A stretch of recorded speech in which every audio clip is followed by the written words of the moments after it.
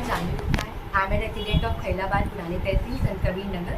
I have completed my BA LLB from Galgodias University. I have done my primary education from Glorious Petals Public School and my secondary education from Bal Vidya Mandir Senior Secondary School, Lucknow.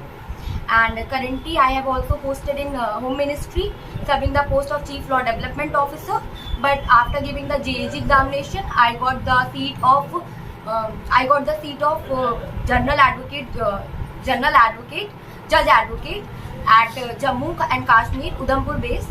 And it's all about my introduction. ये सब के पीछे श्रेय किसका है, क्या कुछ किसको देना चाहिए? The basic motivation for my success is my mother and my father. The only source of my motivation, जिन्हें मैं हर तरीके से अपना सक्सेस कह सकती हूँ कि मैं बस चल रही थी, उनका जो भी हाथ रहा है मेरे ऊपर, उसकी वजह से आज मैं इस जगह पे बैठी हूँ, या कह सकते कि मैंने इस एग्ज़ाम क्लैरिफाई किया है. एंड ऑल अबाउट कि मेरे फादर का सपना था कि नहीं तुम बहुत आगे बढ़ोगी. मैं ऐसी फैमिली से बिलोंग करती हूँ जहाँ पे देखा जाए तो लड़कियों को बहुत निम्न दृष्टि से देखा जाता था. बट एक चीज मेरे फादर ने एक पहल की कि नहीं, एक लड़की है, मैं उसे 1000 लड़कों के बराबर एक अच्छी परवरिश दूंगा, अच्छी संस्कार दूंगा और बहुत आगे बढ़ाऊंगा. आज वो मेरे साथ नहीं है, लेकिन उनकी एक बात है जो हमेशा मुझे याद आती है कि छोटी मोटी चीज़ों से कभी भी खुद को घबराना नहीं चाहिए. छोटी मोटी चीज़ों से खुद को घबराना नहीं चाहिए. जो चंदन घिस जाता है वो भगवान के मस्तक पे लगता है, और जो चंदन नहीं घिस पाता उसे जला दिया जाता है. तो ऐसा चंदन बनो जो भगवान के मस्तक पे लगे. तो मैंने आपको बताया कि मेरे फादर और मेरी मदर ने मुझे इस प्रकार से घिसा है कि आज मैं शायद उनके लिए गर्व का पात्र हूँ. एंड पापा तो नहीं रहे, बट कहीं ना कहीं देखा जाए तो मैंने उनका सपना पूरा कर दिया. और अगर कहीं से भी मेरे प्रति 1% भी कमी रह गई हो तो मैं बस अपने फादर और अपनी मदर को यही कहूँगी कि हर लड़की को पंख दीजिए. नारी को हमेशा एक अभिमान के तौर पे देखा जाए, ना कि बस कि वो खाना बनाने योग्य है, काम करने योग्य नहीं. हर नारी आज हर फील्ड में अच्छा कर रही है. लड़कियां हर फील्ड में अच्छा कर रही हैं. और लड़कियां भले लाडली होती हैं, लेकिन लड़कियों को काली की भी शक्ति माना जाता है, दुर्गा की भी शक्ति माना जाता है. तो बस उस शक्ति को पहचानने की देर है. और मैं जिस जगह से बिलोंग करती हूँ, उस जगह में मुझे कुछ लोगों ने बहुत ज़्यादा सपोर्ट किया है. कहीं कुछ फैमिली मेम्बर्स थे, खुद मेरे चेयरमैन अंकल थे, तो उन्होंने भी काफ़ी हद तक मुझे प्रोत्साहित किया. मेरी मदर तो एक बैकबोन रही है मेरी हर तरीके से, मेरे फादर के जाने के बाद, जिन्होंने मुझे कभी गिरने नहीं दिया है. तो बस the success is given to my mother only, जिन्हें मैं सब कुछ मानती हूँ. और भी तमाम बच्चे इस तरह की तैयारियां कर रहे हैं, आप इस प्रेरणा इस मुकाम पर पहुंची हैं, उनके लिए क्या कुछ संदेश देना चाहिए? मैं यही कहना चाहूँगी कि कभी भी हार नहीं माननी चाहिए. आप हमेशा लड़खड़ाओगे ज़रूर, लेकिन इसका मतलब ये नहीं कि आप मंजिल बदल दो. आपको उसी मंजिल पे टिके रहना. एक दिन ज़रूर रास्ता मिलेगा, और अच्छा रास्ता मिलेगा. ऐसा रास्ता आप खुद बना लोगे कि लोग उस पर चल के जाएंगे, कि उनकी वो स्ट्रैटेजी थी. और कभी भी हार नहीं माननी चाहिए. कभी आपको लगे कि आप हार मान रहे हो तो ज़रूर आप अपनी माँ से या अपने फादर की आंखों में देखो, क्योंकि वो एक ऐसी चमक उनकी आंखों में दिखती है ना, जिससे वो कभी आपको ऐसा लगेगा कि नहीं कि आप हार रहे हो. कभी भी आपको ऐसा फील हो कि आप डीमोटिवेटेड हो, या आप कुछ नहीं कर पा रहे हो लाइफ में, आपसे ड्रॉबैक हो रहे हैं, आप गिर रहे हो, तो हमेशा अपने फैमिली को बहुत टाइम देना चाहिए. अपने पेरेंट्स से हर चीज़ बतानी चाहिए. नाउअडेज डिजिटल मीडिया आ चुका है, तो लोग ज़्यादातर इन्फ्लुएंस हो रहे हैं डिजिटल प्लेटफॉर्म से. बट मेरा मानना है कि घर में हर चीज़ का हल है.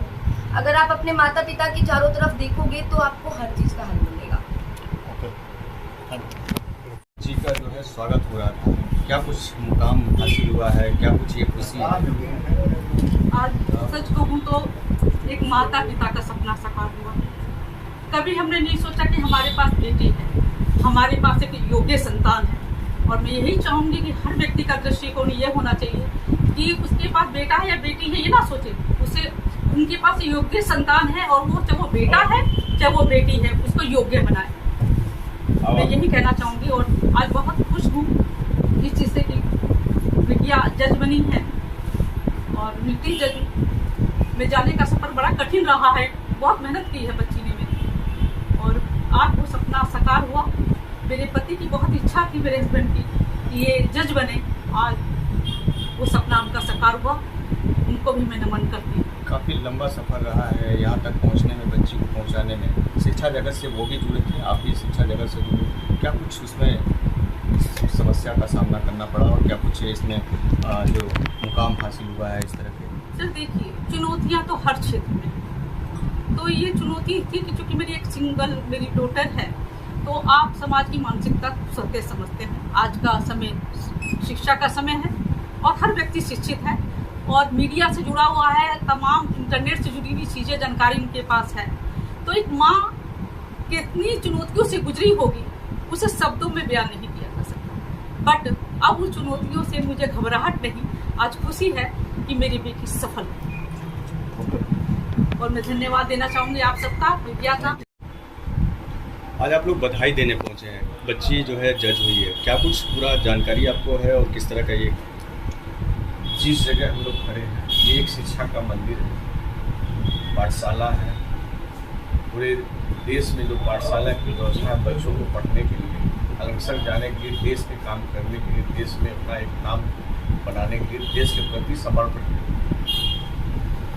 ज्ञान भैया हमारे पुराने अभिभावक हैं, जब वो जीवित थे तो इसी क्षेत्र में मैं भी ऐसा ही चलता था। आज जिस पद पे बच्ची पूरे भारत में अपना एक नाम रोशन की है, हमारे इस शहर के खलीलाबाद नगर पालिका परिषद संत कबीर नगर को जो एक मोड़ पर एक अच्छे ऐतिहासिक स्थान पर ला करके दी है, मैं उस बच्ची को बधाई देते हुए, उनके परिवार को, उनकी माँ को बधाई देती हुई, उनकी हिम्मत को बहुत धन्यवाद देते हुए, जो अपनी बच्ची को मतलब जिस तरह पौधे को लगा करके सींच के बड़ा करते हैं, उसी तरह उन्होंने अपनी बच्ची को इस तरह से सींचा कि आज पूरे भारत में एक स्थान प्राप्त किया।